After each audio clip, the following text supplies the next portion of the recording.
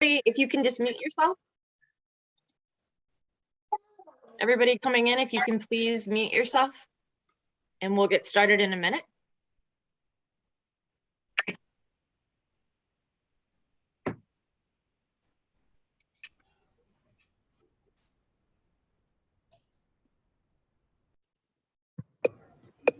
And as a friendly reminder, we do record these sessions, so if you do not want to be videoed, please put your background on instead.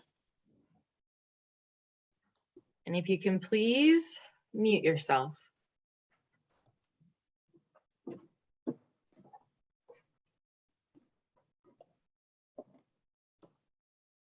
All right, hi everybody. I am Katie Dykstra. I'm the Vice President of the Northwest HR Council, and today I'm going to be the moderator for you.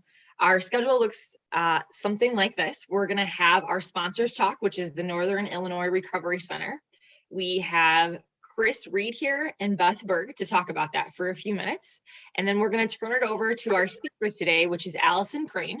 You guys have seen her before. She's talked with us a few times, and she's going to be telling us about the legal updates that we need to know in 2022. I'm going to ask that if you just joined us, if you can please mute yourself, but throughout the presentations, feel free to ask questions via chat or raise your hand, and we'll make sure that Alison, Beth, or Chris can answer any questions that you have. I'm going to turn it over to Beth and Chris. Thanks, Katie. So yeah, my name is Chris. I'm with the Northern Illinois Recovery Center, and thanks for making some time for us this morning. We just wanted to take a couple minutes and just explain a little bit about what we do at Northern Illinois Recovery Center, and just provide a little bit of those resources and contact information if you think anything that we have out there could be useful to you. So we opened a outpatient PHP and IOP in Crystal Lake in 2018. And we currently have that set up in a way that's a little bit different than a typical PHP and IOP, in the sense of both programming, both levels of care. We offer a boarding option for people. So, and really what that looks like is somebody can, come to us and they can participate in a full 90-day extended care program where they live in a structured housing environment while they're engaged in clinical programming. We've got 30, 60, and 90-day options depending on really what that person needs. We create an individualized treatment plan for everybody that comes in, in with us. We do still offer the typical kind of traditional self-transport outpatient services where somebody's living at home.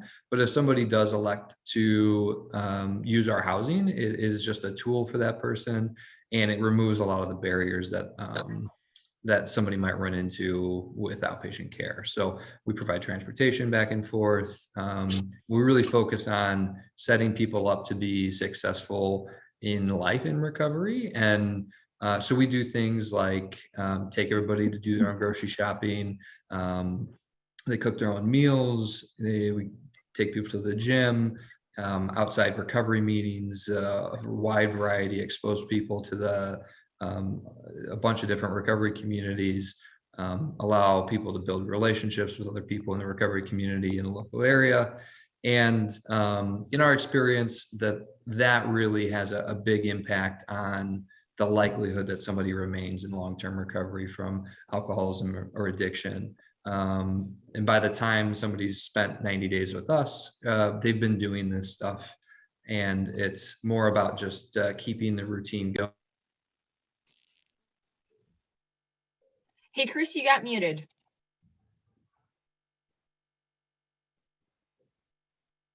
How long was I muted for? Just for about a second. So Okay. And so I know we only have a couple of minutes. I'll just throw a couple other things out there.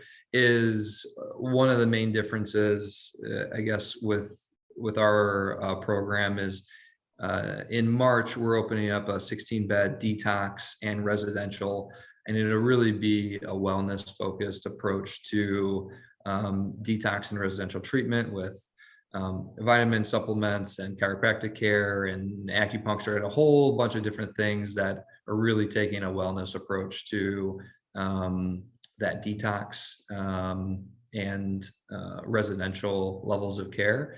And then we also have typical just OP outpatient where somebody is meeting with us once a week or once every 2 weeks.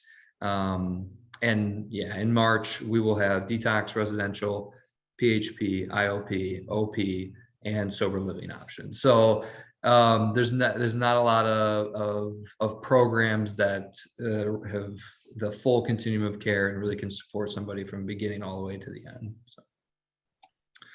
Yeah, and Beth is the contact in our local area, and if you'd like any information or how to make a referral, or, if there's a presentation that you think would be beneficial for your organization, we have a lot of those resources, and we'd be happy to do that. So I'll turn it back over to you, Katie. Thank you. And I will stop sharing for you guys. Hopefully you gathered that information. Again, we're recording this, so if you guys have to get that information again, it'll be in the recording that we'll send out to you later this week. I'm going to now turn it over to Alison Crane, our speaker, and thank you, Beth and Chris, for joining us this morning. Alison, you want to give a quick background about yourself and how long you've been doing this? Yeah, sure thing. Hey, good morning, everyone. Thanks so much, Katie. My name is Alison Crane. I'm an attorney and a partner at the law firm of Jackson Lewis. I have been practicing as an attorney for 16 years. I've been at Jackson Lewis just about 10 years now. So my practice for the last 10 years has focused exclusively on employment law issues. So I spend all day, every day partnering with HR professionals and in-house attorneys and other operations leaders to tackle any sorts of employment issues that clients are having with their employees.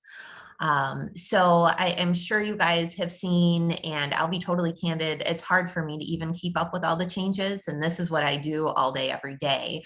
So I can imagine that it is extra challenging for you guys. So what I've prepared for today, sort of a PowerPoint presentation. It has references to amendments to different laws, to some new things that have come out. There is a lot of content, so we'll try to work through it. If you guys have any questions, I would love it if you submit them, and Katie will sort of keep an eye out or raise your hand. I miss seeing all of you guys in person, and it's more fun if it's not just me talking into a screen, if we can get a little bit of discussion going. So that would be fantastic. Just a little bit about Jackson Lewis as a firm. We're a national labor and employment firm. So we're in every single state, all across the country. We have folks that can help people anywhere. And one of the things that's really interesting about employment law is there's so many niche areas. I have sort of a general employment law practice. So I work with clients on day-to-day advice and counseling, policy updates, litigation avoidance, defending administrative agency charges, and actually litigating employment lawsuits. But as you'll see today, there are so many nuanced areas. We have attorneys that only focus on equal pay analyses. We have statisticians that assist them with that. We have attorneys that are non-compete attorneys, which is one of the things we'll talk about first today. So the point of today is really just to get these things on your radar, make sure that you're thinking about it. If you have questions and you'd like to reach out to me offline, my email and phone number are on the first page of the slides.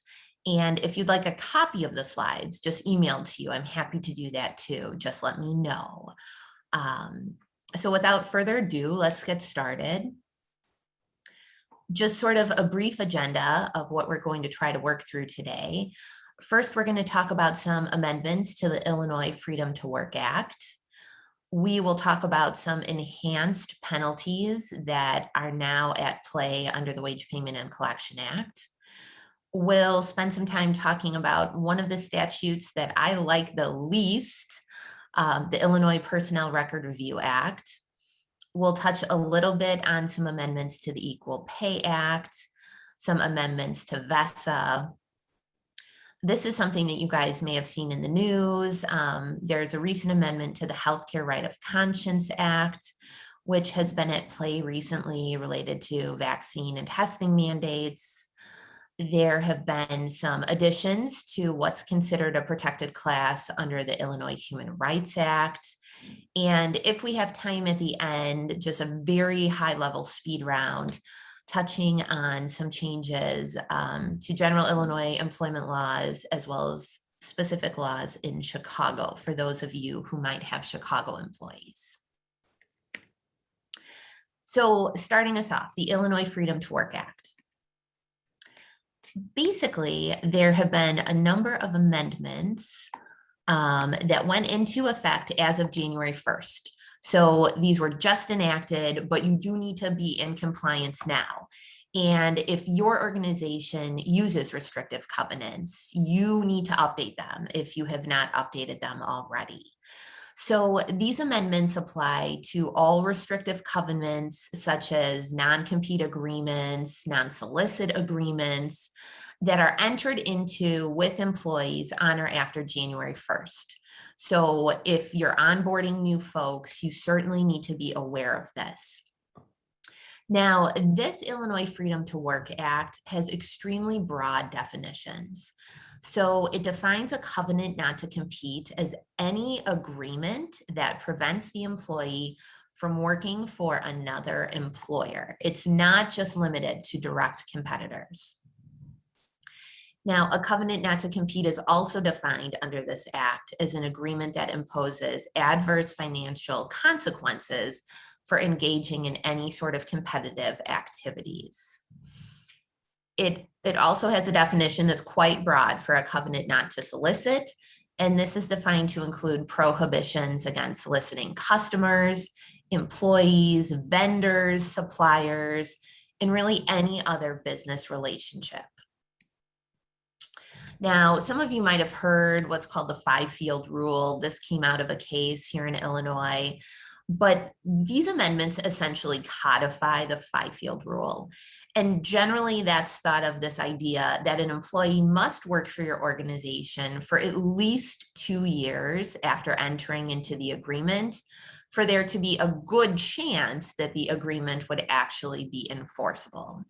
So if someone works for you for a very short period of time, it is very likely that you would not be able to enforce the agreement. So Allison, there's a question in the chat just about what about employment agreements that were signed prior to this law going into effect? Do they still apply to them? Yeah, so that's sort of an open issue, right? I mean, these amendments are on a looking forward basis. So there certainly is an argument that if you have agreements in place, that these changes should not apply. But I will tell you that some of my partners that live in this non-compete space have been noticing that judges are sort of looking to this, and we're even looking towards this at the end of last year to kind of start saying, well, you know, even though there isn't the explicit five-field codification just yet, you know, this person hasn't been there for 2 years, we're not going to enforce the agreement. So there is some risk that this could be an issue looking back.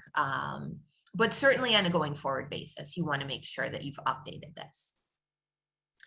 Now, this next part is really important because this is totally new, right? So employers are barred under these amendments from entering into a covenant not to compete with an employee unless that employee's annual earnings are going to exceed $75,000 per year or more.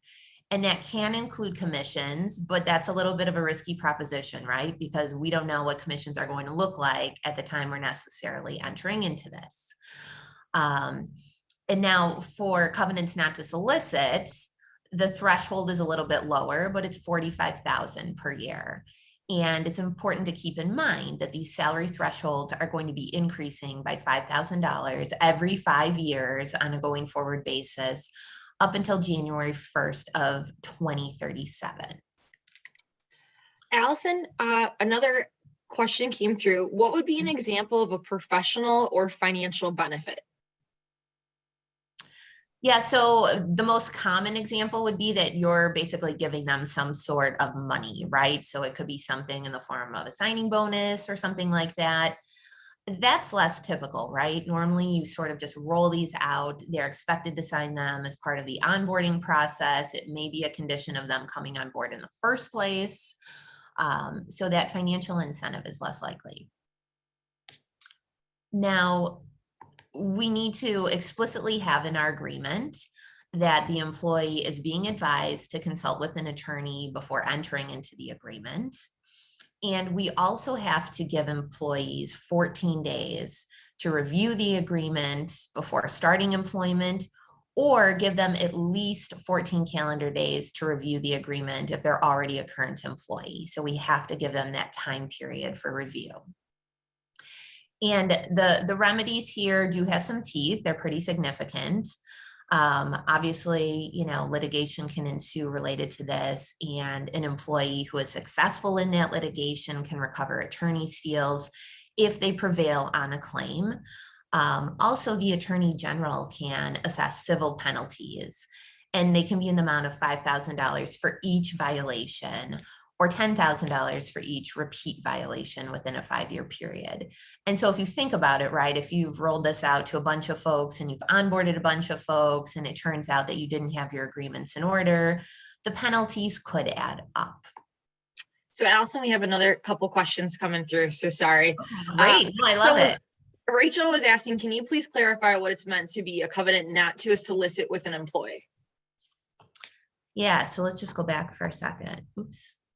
I don't know if we can. And Rachel, anybody that's throwing in stuff in the chat, you guys can unmute yourself and ask more detailed questions to Alison as well. Yeah, that might be easier because I'm not necessarily looking at the chat as we're going through this. So a covenant not to solicit is defined as including prohibitions against soliciting customers, right? So if an employee leaves your organization, they shouldn't be reaching out to your customers and trying to, steal your customers and bring it to their new organization. Soliciting other employees, coworkers, vendors, suppliers, and really the definition is tremendously broad. So it's any important business relationship that your prior employer may have. Was there another question, Katie? I believe that's all. Is there anybody else that has questions at this moment?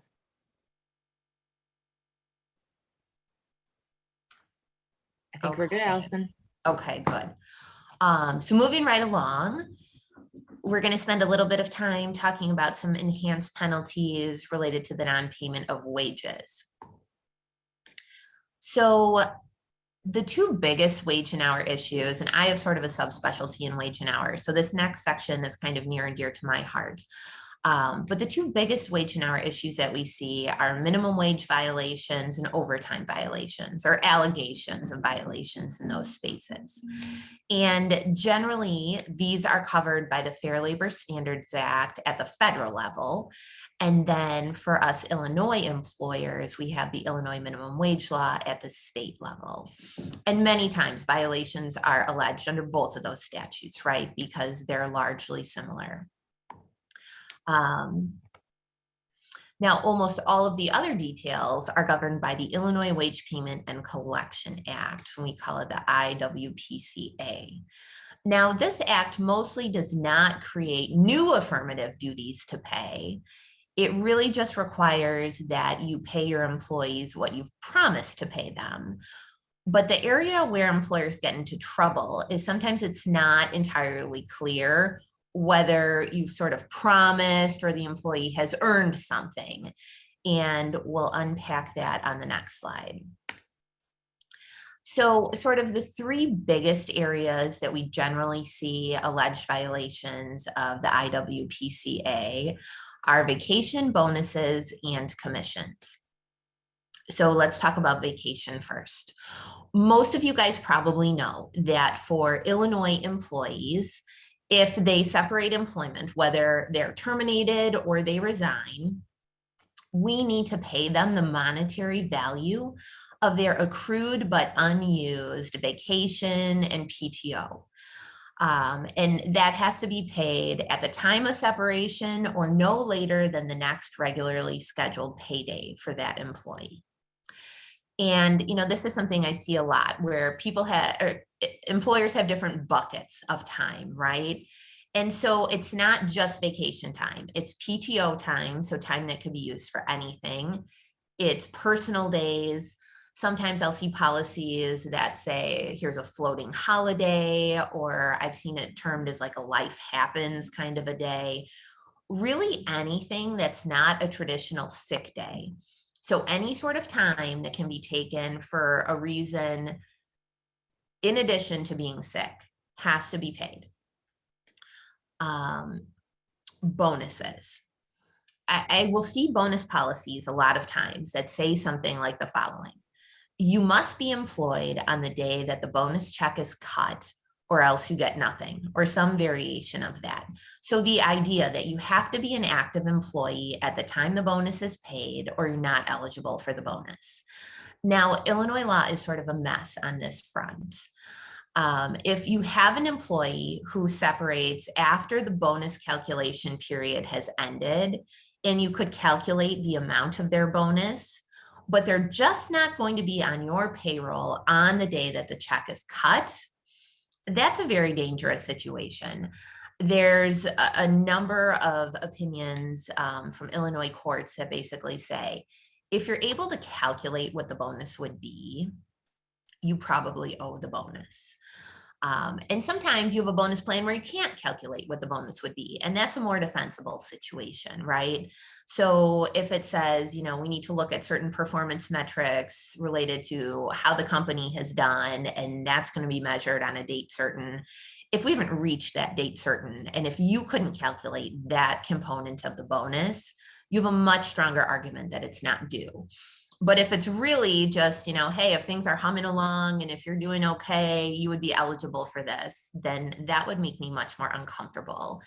And of course, as we're going through today, I just want to remind everyone that these are very fact-specific situations. So nothing I'm saying today should be construed as specific legal advice. But if you do want me to look at something specific to your organization, I'm happy to do so. Or I would encourage you to consult with a counsel that you normally work with. So Allison, we've had a couple questions come through.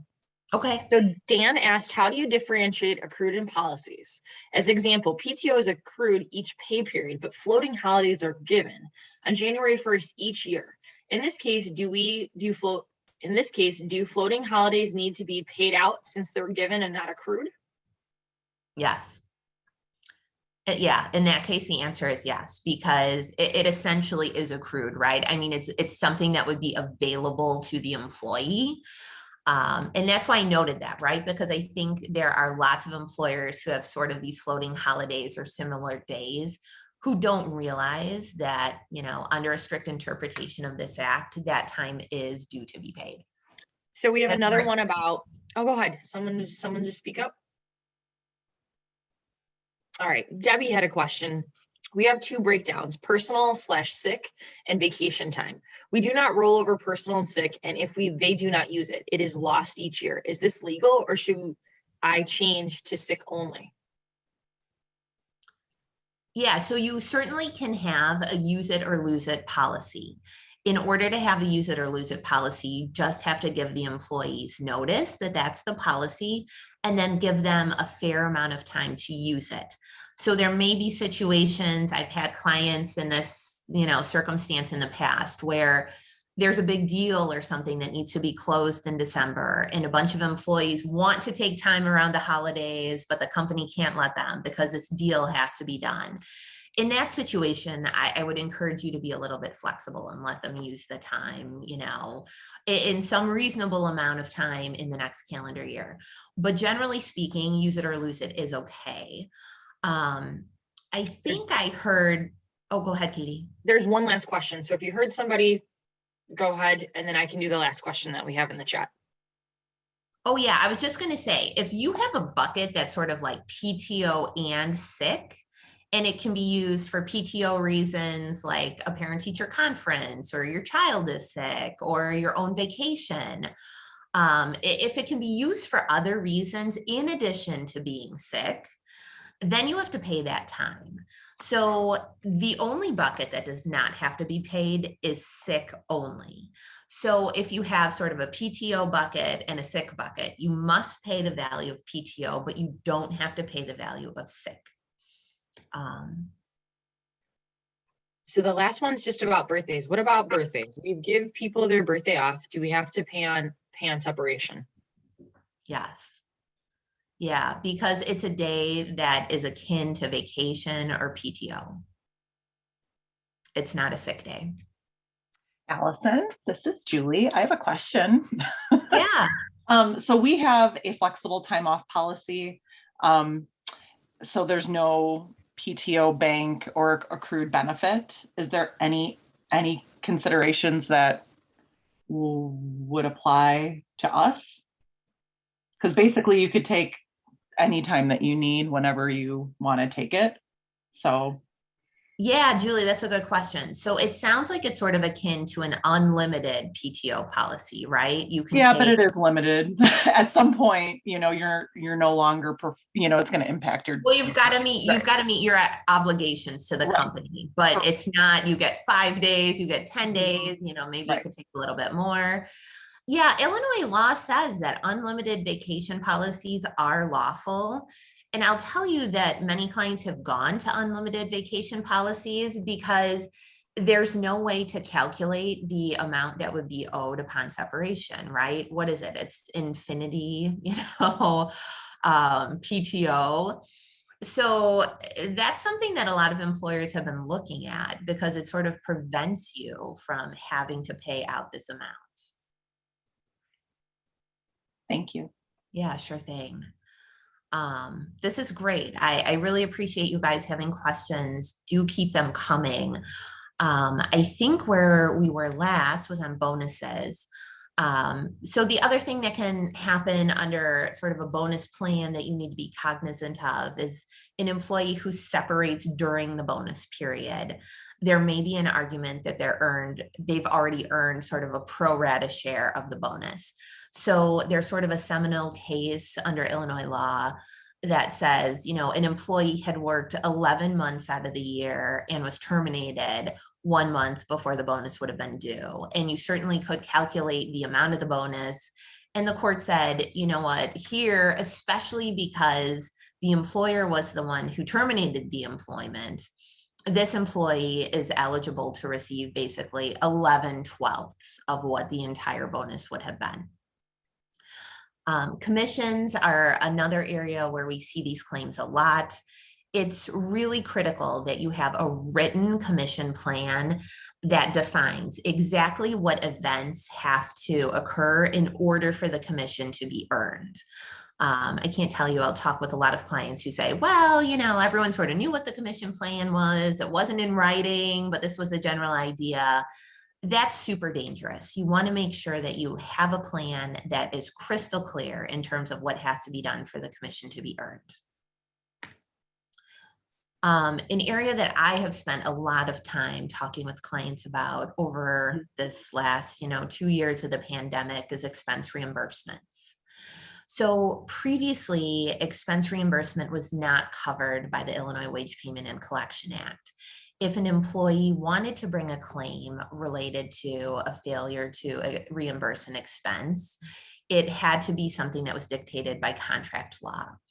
But there was an amendment to the IWPCA that went into effect January 1st of 2019. So it's still relatively new, but it has been on the books for a while. And it creates an affirmative duty to reimburse if 5 things are true. If the expense has been incurred within the scope of employment, if the expense is directly related to services performed by the employer, if the expense is reasonable, if the expense is required of the employee in the discharge of employment, and if the expense inures to the primary benefit of the employer. So that's about as clear as mud, right? But those are sort of the 5 factors that we have to look at. Now, I would really encourage all of you to have a written expense reimbursement policy. And if you have one, take a look at it. It's the beginning of the year. It's a great time to make sure that it covers everything you need it to. Generally speaking, you do not have to reimburse an expense that violates the terms of your policy. But when I review policies for clients, there are a lot of things that are sort of technical aspects of the Wage Payment Collection Act that may be missed in the policy. So Allison, So- we have a couple more questions coming through about bonuses. Oh, okay. So I know I'm going back a little bit here. Yeah, My yeah. Well, apologies. let's go back for a second. So bonuses, would we need to pay prorated for all employees or just sales when you were talking about the commissions and the bonuses? So it's only for separated employees. So if an employee separates, otherwise, you just have to pay bonuses in accordance with what your plan documents say. So then we have another one for the bonus. It's based on the company targets as well, which is calculated with the year-end close of the books. So we can't calculate mid-year or before then. Will we still owe someone that left before that with the calculation?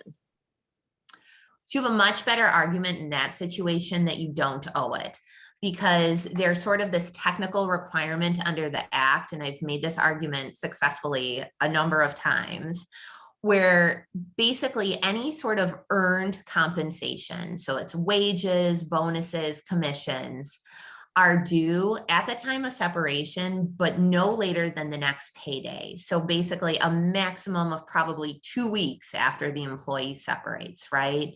And so if you cannot calculate it within that short period of time, you have a very strong argument that it's not earned because there's no way to calculate it. And it would sort of frustrate the intent of the act because you simply couldn't comply with it. Again, it's really fact specific. And I would encourage you guys to, talk with a lawyer about that, but there are things you can do in that circumstance. All right, Allison, that is all the questions unless there's someone that was speaking up. One final question, Allison. This is Rachel. On bonuses, I guess how I'm reading that slide is the law implies or does state that bonuses must be paid out if the person worked through the entire bonus period. So I'll give an example. We have a plan, it's, for the calendar year, but bonuses aren't determined, let's say, until like January, February. And the policy does say you have to be active when the check is cut in order to get the bonus. So if people leave prior to the check being cut, are you saying that this law basically states that we're in violation of it? I don't think it's as black and white as that, but there is an argument that if someone has basically done everything they need to do, aside from just being on your payroll on the day that the check is going to be provided, there's a strong argument that they may have done everything to sort of earn the bonus. And the way the Wage Payment Collection Act is set up, if it's an earned bonus, it has to be paid. So you would have to look at it carefully, but it sounds like that is going to probably be a risky situation to not pay. Okay, thank you. Yep, sure thing. We Okay, are good, anyone Allison. else? Good, okay. Okay, I don't see anything else in the chat, so we're good unless anybody else has questions. Let's All right, move on. so back to expense reimbursement. So definitely, take a look at your policy and make sure that it's covering what you need it to cover. Also, just a few high-level issue spotting type things. You cannot have a policy that requires submitting the expense less than 30 days after it's been incurred. Now, I'll see policies a lot of times that say, we will only reimburse if you have this, receipt, or if you have some sort of very specific documentation. Now, the amendments that went into effect in January of 2019 basically did away with that. If an employee has lost the receipt, if a receipt's not available, you basically have to accept something akin to just a signed statement from them or a certification or a request for reimbursement. You can't have such a strict policy saying you must have a receipt. And, there are some ways to sort of get around that. You don't necessarily need to advertise that in your policy, but you do need to make sure that whoever is administering expense reimbursements is aware of that. Allison? Allison, this is Gail. Is a credit card receipt acceptable? Like just the credit card statement, I should say? Yeah, absolutely. Okay. Now, if this is an expense that was authorized by someone with a managerial position, so say a frontline manager said, hey, go ahead and do this, even if the company generally wouldn't want you to do that, right? If someone in a managerial position has authorized something, even outside of the policy, you still have to reimburse. And, this is sort of troubling language. You cannot provide for no or de minimis reimbursement. So what does that mean, right? We're not entirely sure. And since this is sort of a new amendment, there is there is no actual case law, right? I think the last time I looked at this, there were maybe 3 or 4 cases that had been filed related to alleged violations of expense reimbursement law. But those cases hadn't really gone anywhere, right? I think a couple of them had settled. One was sort of early on. So there was really nothing substantive yet. But, the $1 million question that I get from clients a lot of times is, is Illinois essentially California now in terms of remote work? Do we have to reimburse our employees who might be working from home for cell phone expenses and for internet expenses and, office furniture?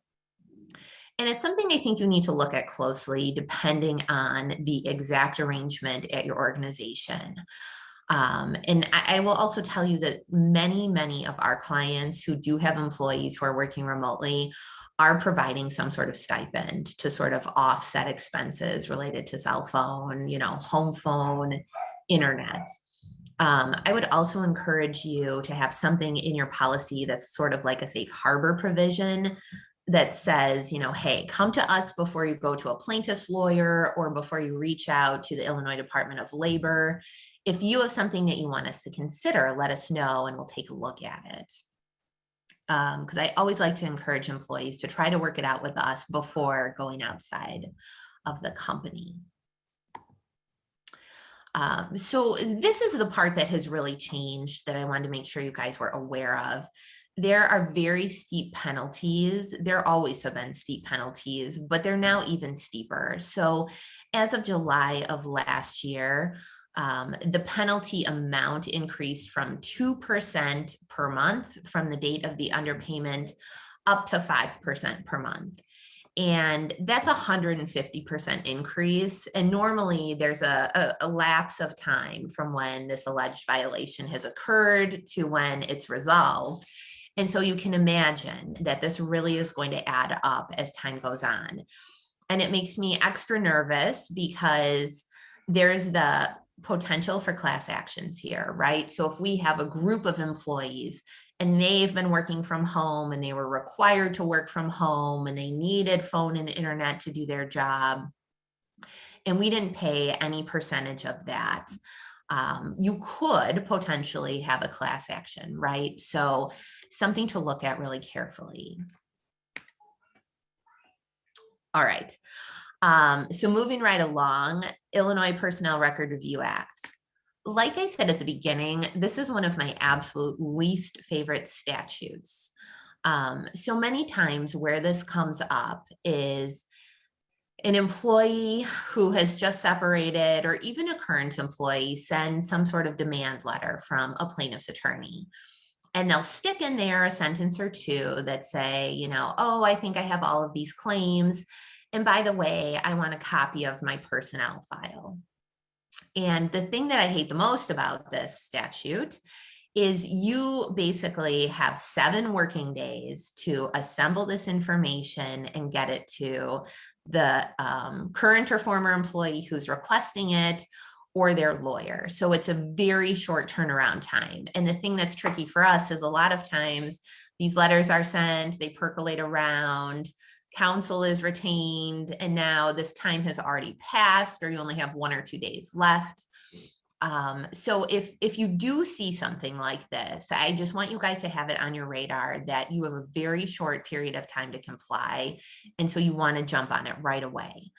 Now you can ask that this deadline be extended an additional 7 days, which I do almost every single time, right? But again, it doesn't give you much time to sort of start pulling this information and making necessary redactions and getting it ready to be produced.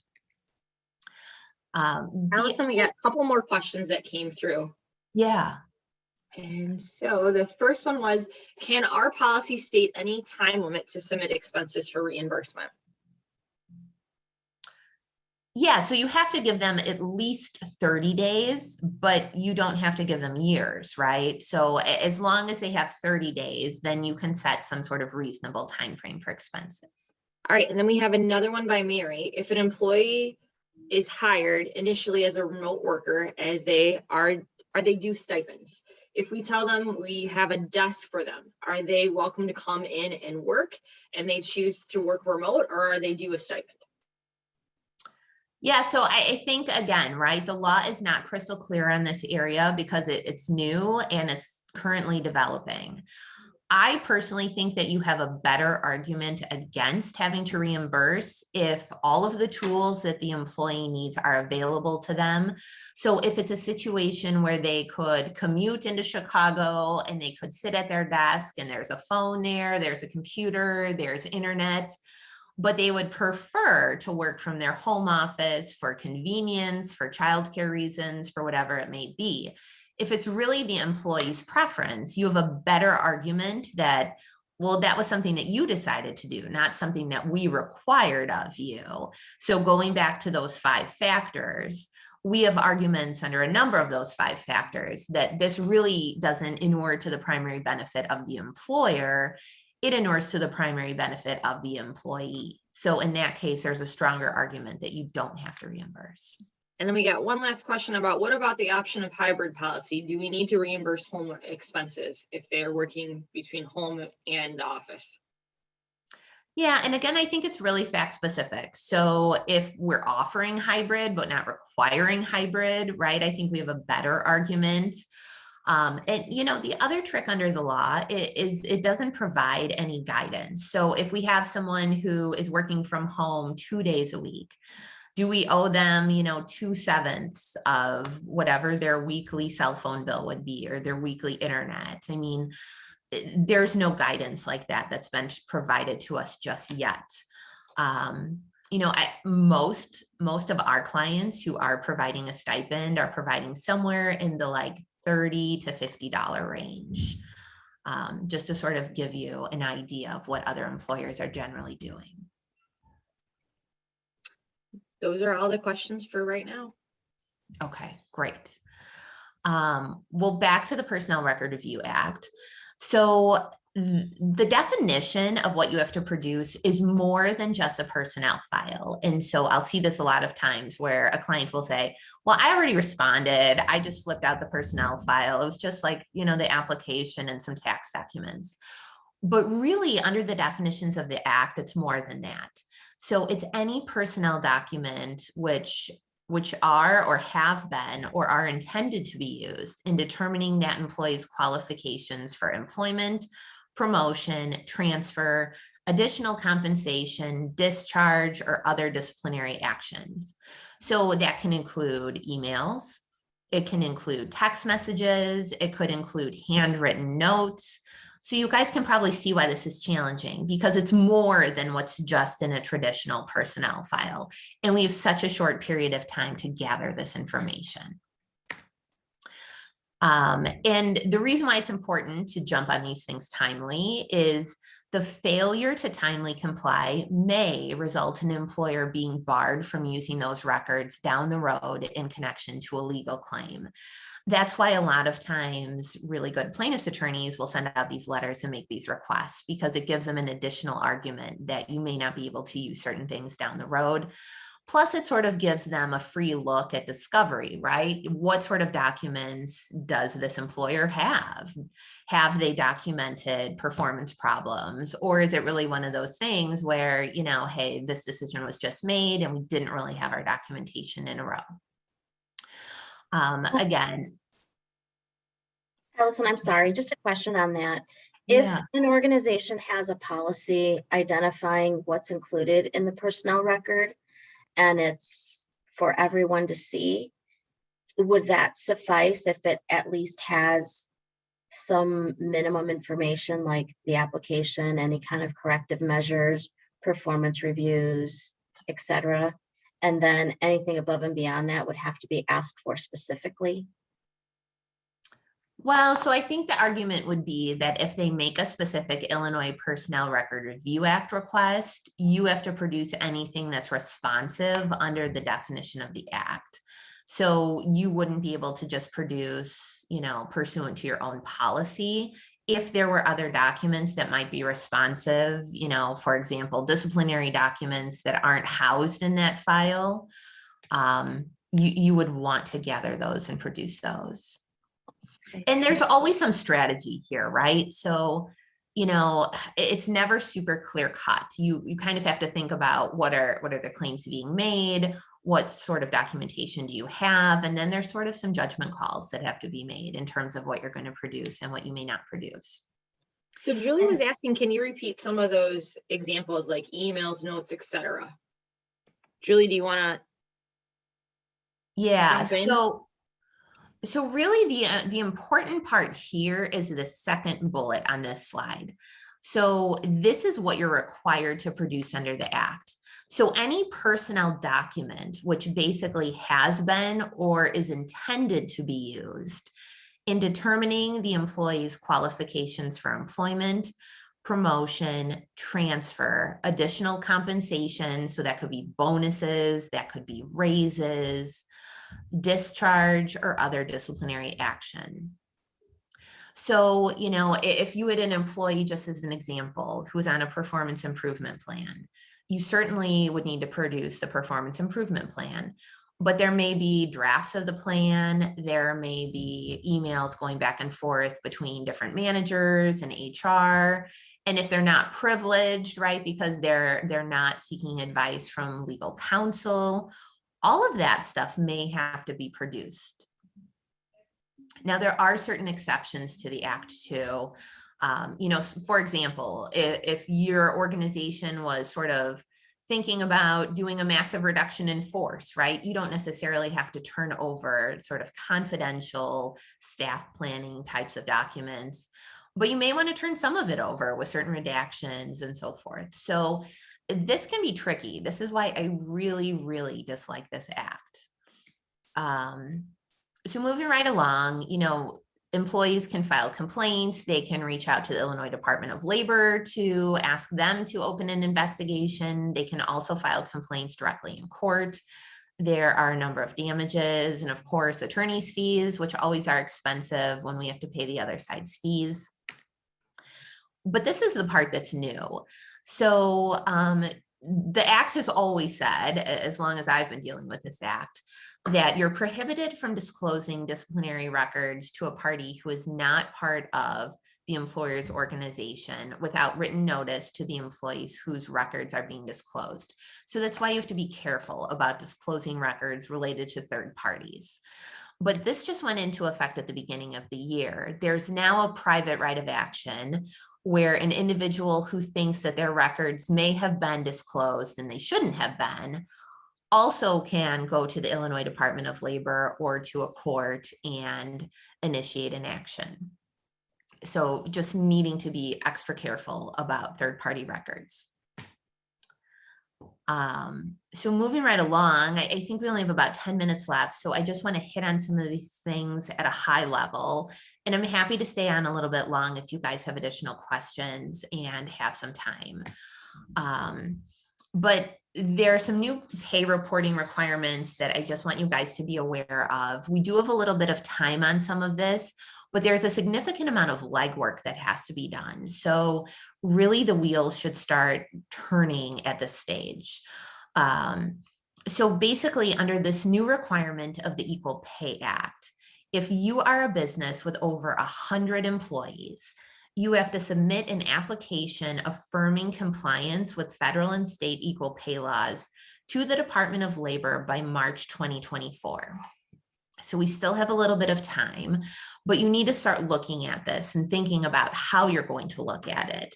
And I would encourage you guys to do this with the assistance of counsel, because what you really need to do is take a look at your pay practices and make sure that they're compliant, because you're going to have to certify that the business's average compensation for female and minority employees is not consistently below the average compensation for male and non-minority counterparts. So the only way you'll be able to certify that is if you start looking at this and crunching the numbers now. And the reason why I would encourage you to do this with the assistance of counsel to try to maintain privilege, because if you find out that you have some issues and you need to make some adjustments, you would want to cloak that in attorney-client privilege. So it's not something that's subject to discovery. And you want to start thinking about this now, because if you find out that you have some areas where you might need to make adjustments, you want to have time to budget for those adjustments, to figure out how to make those adjustments in the most defensible way. So if you want to build that in as part of the annual review process, if you want to make some off-cycle adjustments, there's lots of different strategies, but it's important to start thinking about it now. Yeah. Hi, this is Darlene. Sorry. Does that apply to all businesses or just private businesses? Because I'm technically considered government. It's businesses with over 100 employees total. Okay, so it doesn't matter where they fall in the hierarchy kind of thing, private to public. That's right. Yeah, it's just based on size. Thank you. Yep, sure thing. So if you do have to comply with this, you're going to basically get a date, which will be forthcoming.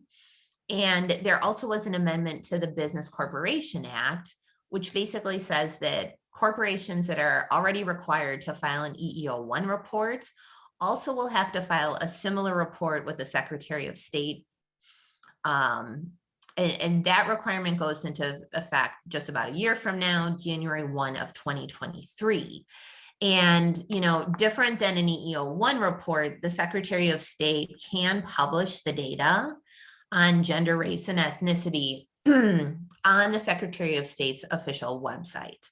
So again, you know, it's not going to have specific identifying information for individuals, but it will have aggregate data that's going to be available. So something to start working on now. Okay, that brings us to the Victims Economic Safety and Security Act. This is often referred to as VESA. So you guys should all have a VESA policy in your handbook. And again, adding to your sort of to-do list of things to think about, you want to make sure that your policy is compliant with some of these recent amendments. So basically what VESA allows for is any employee who might be a victim of domestic or sexual violence, or who might have a family member who is a victim of that type of violence, is eligible to take up to 12 weeks of unpaid leave per 12-month period. Now, you can have in your policy that they should provide you with 48 hours notice, but that's only depending on the circumstances if that would be possible.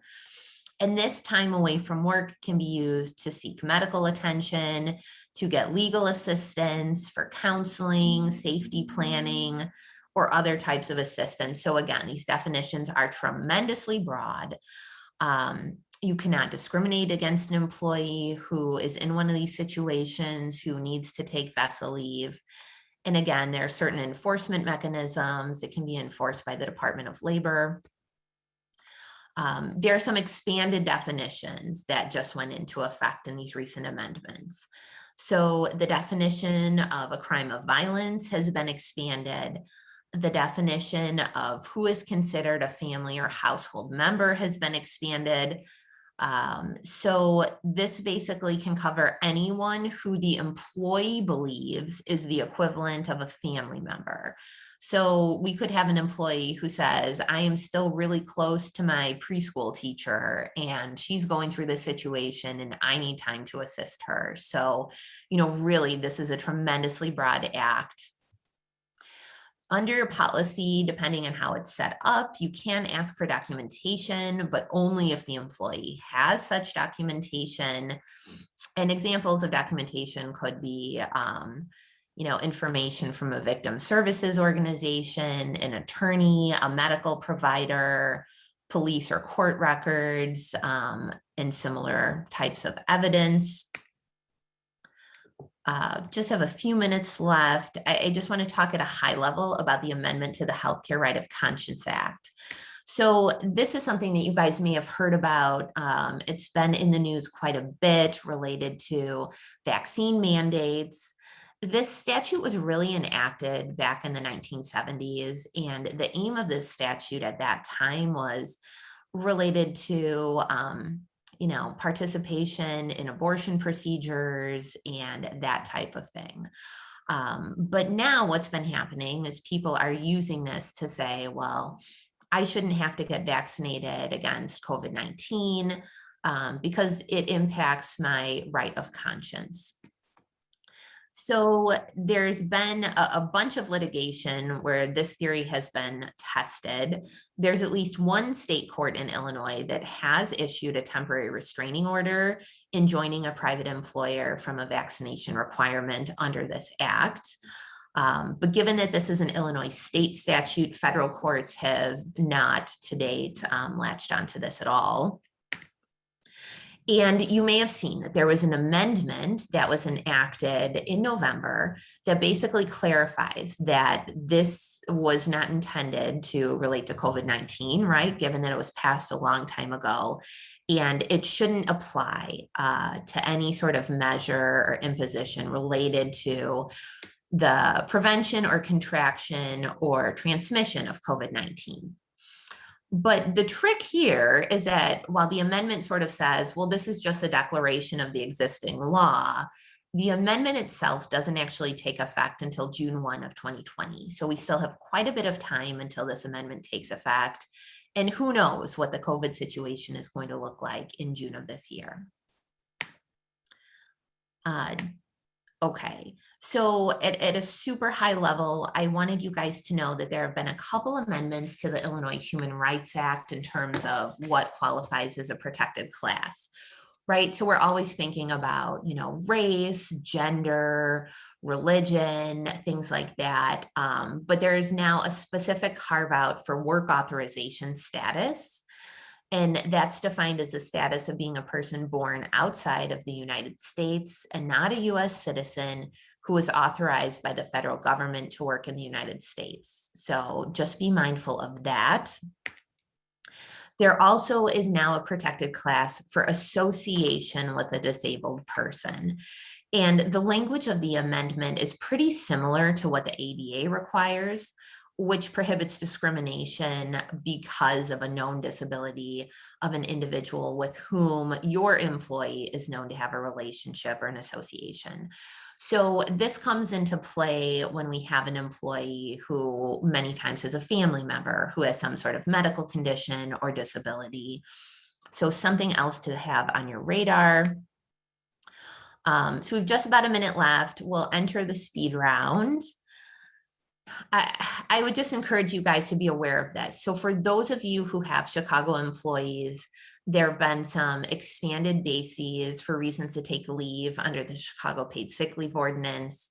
Chicago also enacted an anti-retaliation COVID-19 ordinance. There's a very specific right to return to work ordinance that relates to certain hotel employees in Chicago. Coming up in July of 2022, the Chicago Fair Work Week Ordinance is going to require that certain employers provide work notices, basically telling employees what their schedules are going to be at least 14 days before the first day of the schedule. The minimum wage has gone up. So in Illinois, the minimum wage is now $12 per hour. In Cook County, it's generally $13 per hour, and it may be going up again in July of this year. For Chicago employees, if you're a larger employer, it's generally $15 an hour. And that may also be going up in July of this year. Also, this was something that sort of flew under the radar, but if you are a Chicago employer and you have a nanny or other people that might be coming into homes and doing work that would meet the definition of a domestic worker, there are now very specific requirements related to wage and work schedules that have to be provided to those domestic workers. And then finally, 2 other laws. We have the Artificial Intelligence Video Interview Act and the Lodging Services Human Trafficking Recognition Training Act. Just take a look at those if this looks like something that might apply to your organization. And I think we're at 10:01, so I will stop, but I'm happy to stay on and answer any questions you guys might have. I know that was a lot of content in a short period of time. Thank you, Allison. One of the things is we send an email out that has the recording. Can we just add your PowerPoint to that so everybody can get that information? Yeah, sure thing. That would be fine. Any last minute questions before we end this session?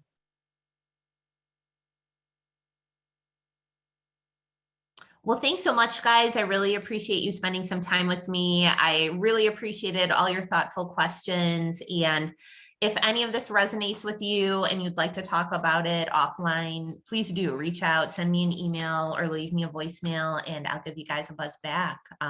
Thanks so much, everyone. Enjoy your afternoon. Thank you, everybody. Have a great day.